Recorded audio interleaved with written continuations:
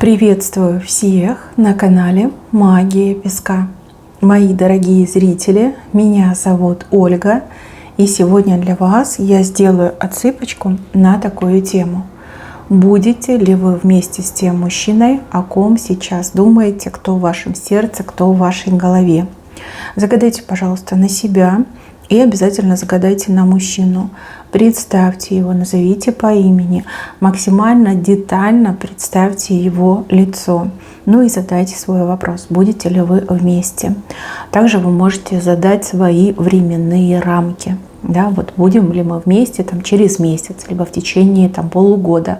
Да, вот загадайте то, что вам на душу ляжет, то и загадайте. Ну и давайте посмотрим.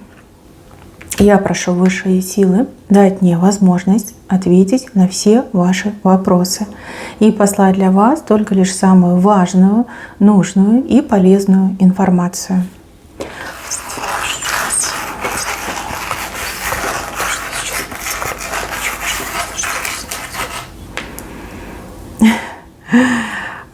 Трилистник вам выпал, девочки, трилистник. Хороший знак. Так, у мужчины полумесяц. У вас трилистник, а у мужчины полумесяц. Мои хорошие, вам в жизни повезет. Вам в жизни повезет. У кого-то прям везение идет в любви, в отношениях, в личной жизни, а у кого-то идет везение, допустим, там, в делах, в работе, в бизнесе, в признании, в популярности, да, у каждой по-своему. Но то, что вам трилистник выпал, это прям 100%. Ну вот видите, да, вот стебелечек, вот один листочек, вот второй листочек, вот третий листочек.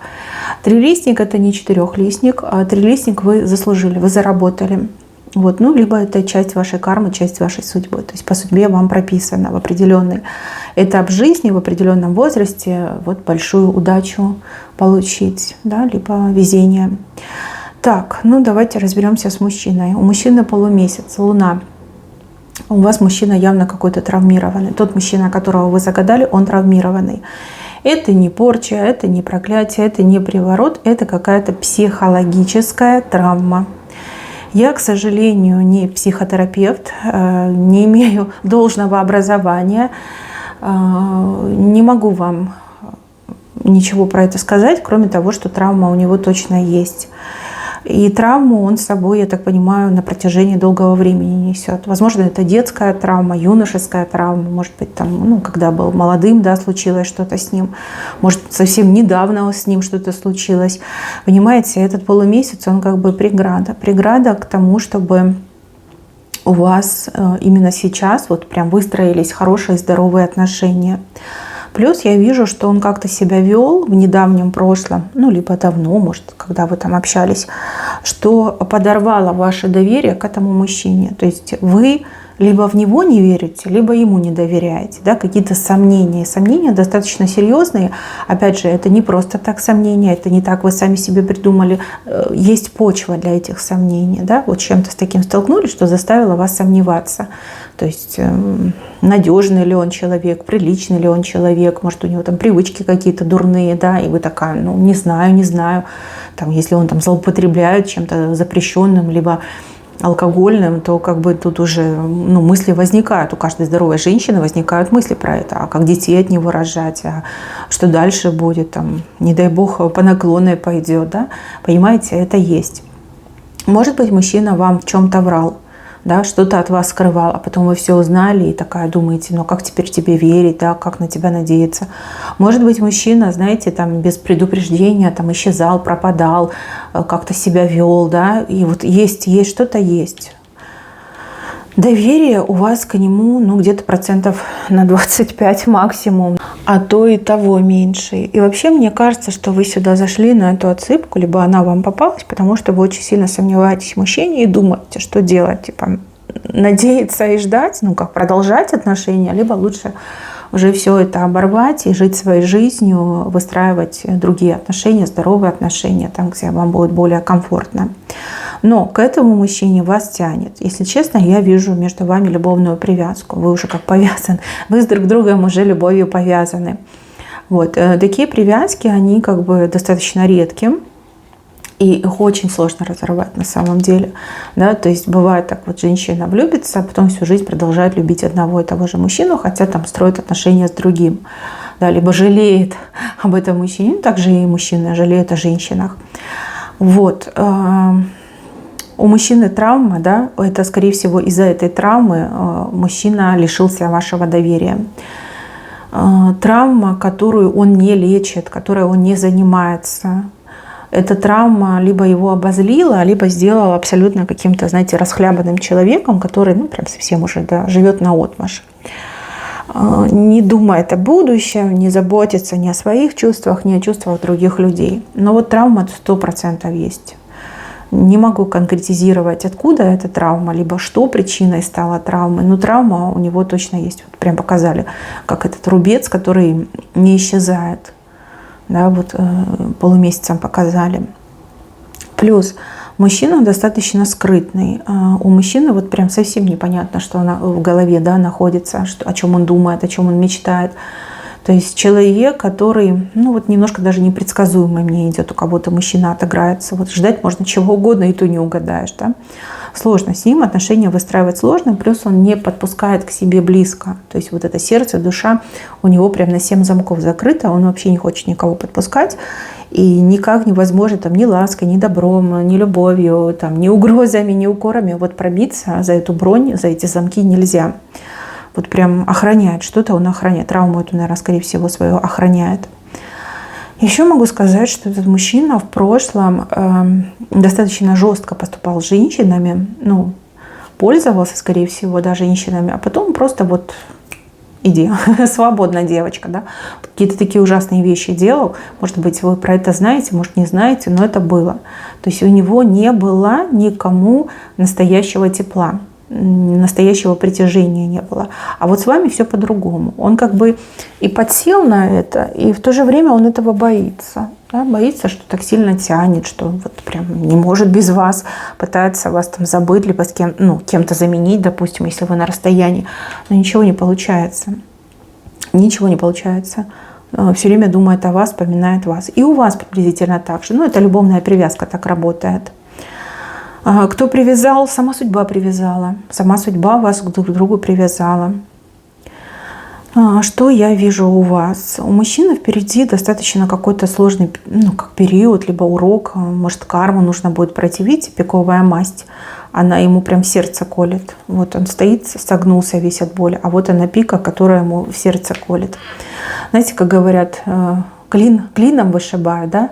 Возможно, это та ситуация, которая поможет все изменить. То есть ему нужно будет что-то пережить, оно в его судьбе прописано, что-то, что поможет, вы видите, вот этот рыбий хвост отбросить, летучих мышей перебить, и вот прям через боль, скорее всего, у него идет исцеление от этой травмы.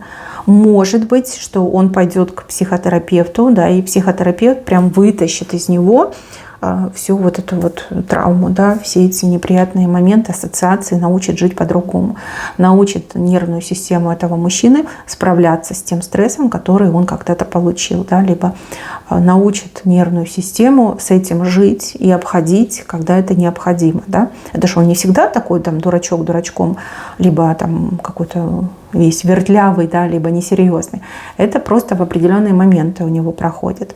Если бы он был дурачок, вы бы, скорее всего, с ним не стали общаться, и его бы никогда бы не выбрали, к себе бы не подпустили. Про вас показано, что вы очень умная женщина, прям очень умная. У вас высокий интеллект, высокий уровень IQ. Вы человек, который постоянно развивается, вы много что изучаете, читаете, познаете, да, прям любите заниматься самосовершенствованием. И у кого-то очень крутые задатки, вот эзотерика идут. То есть, скорее всего, это врожденный дар, предрасположенность, да, и вас как бы и тянет, вы изучаете, возможно, вы что-то делаете, практикуете. А мужчину этого вы как бы сильно не ругали, но все равно вы его жалеете. Скорее всего, вы интуитивно ощущаете, что он, как нездоровый, да, что у него эта травма есть.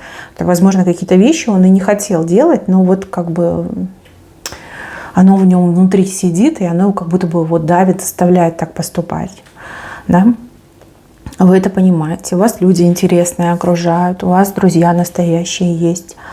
друзья, которые вам счастья желают. И вообще вам какой-то трон обещан. Не могу сказать, что это. Скорее всего, карьерный трон. Ну, а может быть, в принципе, да, вот такой статус жизни, что на троне сидеть. Это вам обещано. Это часть вашей судьбы. И вот хотите вы этого или нет, вы к этому рано или поздно придете. Займете свой трон. Так, а будете ли вы вместе? Но тут очень сложный путь, нужно будет пройти в темноте. Смотрите, это метафора, да? Это не значит, что вам там ночью куда-то нужно будет ехать и прочее, прочее. Нет, сложный путь в темноте – это действовать по ощущениям и понимать, что сейчас нам тяжело, мы боремся, да, скорее всего, где-то один глаз закрывать, принимать мужчину таким, как он есть, и помогать ему справляться с теми травмами, с той болью, которая вот идет ему по судьбе. И если вы не вместе, тогда вы какое-то время вообще ничего про него знать не будете, не слышать, не знать. Может быть, он уйдет в молчанку, может быть, вы уже в молчанке находитесь, и этот процесс уже запустился. И вот это неведение, оно просто может сводить с ума, да, вот как на иголочках будете сидеть. И если вы вместе, то у мужчины еще впереди достаточно сложные моменты, и вам, как верной подруге, любимой женщине, придется его поддерживать. То есть без этого отрезка пути темного и непонятного нет спасения, да, нет изменения. Дальше я вижу у вас дом, и вижу, что вы со своей стороны в этот дом входите, а мужчина со своей стороны входит. У вас колодец за спиной, а у него за спиной кирка. Видите? То есть общий дом, то есть вместе жить. У кого-то брак, прям прямой, да, общий дом – это брак. У кого-то вот съехаться и жить одной семьей, да, парой быть, да, как сожительство, по-моему, называется, да, вместе проживать. Опять же, в современных реалиях очень многие люди так всю жизнь могут прожить, да, люди не стремятся заключать официальный брак, им и так комфортно, им и так хорошо. Но у кого-то прямая отсылка, что брак, да, будет, вы будете жить одним домом, вы будете жить одной семьей. Что показано? Вы колодец, он кирка. Кирка – это инструмент, которым добывают ресурсы. А колодец – это неиссякаемый источник ресурсов. То есть, в принципе, если вы сойдетесь, вы как бы друг друга обретете, вы друг друга найдете. И брак будет, либо союз будет очень успешный, потому что вы друг друга будете поддерживать, вы мужчину, мужчина вас, и вместе очень много вы сможете добиться. Но путь к этому общему дому, он очень сложный. И опять же, перед тем, как начать этот путь, вы должны трезво оценить свои желания, да, назовем это так. Если вы готовы бороться за этого мужчину, если вы готовы терпеть всякие неудобства, непонятные моменты, когда ком к горлу подкатывает, да, вот, когда он там мучается, либо ведет себя там, не очень хорошо. Вот, если вы готовы, то да, вам этот общий дом обеспечен. Если вы не готовы, если вы понимаете, что с чего ли я должна тут так мучиться, да, этот мужчина того не стоит. Опять же, все вы разный темперамент, разный характер, разный уровень отношений, да, не будем про это забывать. Вы счастливы по-любому станете, по-любому, потому что колодец – это прям, обещанный ресурс, вам ничего особо делать не надо, это не инструмент, вам не нужно работать, чтобы черпать ресурсы. Вы счастливы все равно станете. А так, вот в целом, я вижу, что у вас общий дом идет, общий дом. Но придется пройти через вот этот момент исцеления мужчины. То есть ему нужно выздороветь, да, исцелиться от этой травмы, чтобы стать нормальным, полноценным человеком, чтобы у вас все случилось и сложилось. С его стороны какая-то женщина может строить преграды. То есть она может, вот смотрите, вы его пытаетесь вылечить, либо он сам лечится, стремится быть с вами, а какая-то женщина его постоянно будет отвлекать и дергать. Эта женщина может быть и какой-то бывшей, и также может быть, например, там родственницей, мамой, допустим, да, у которой свое видение и свои желания. Но, опять же, ее роль, она второстепенная, может быть, как, знаете, раздражитель, триггер. На самом деле, как бы с ней можно справиться, да, либо если там не сильно на нее внимание обращать, она со временем отстанет. Это как раз то, о чем я должна вас предупредить. То есть не принимайте эту женщину близко к сердцу, да, всерьез ее не воспринимайте. Это просто такая, знаете, назойливая муха, которая всех отвлекает, громко жужжит, и не знаю, что он там делает, летает, маячит, вот, но как бы ни на что повлиять она не может.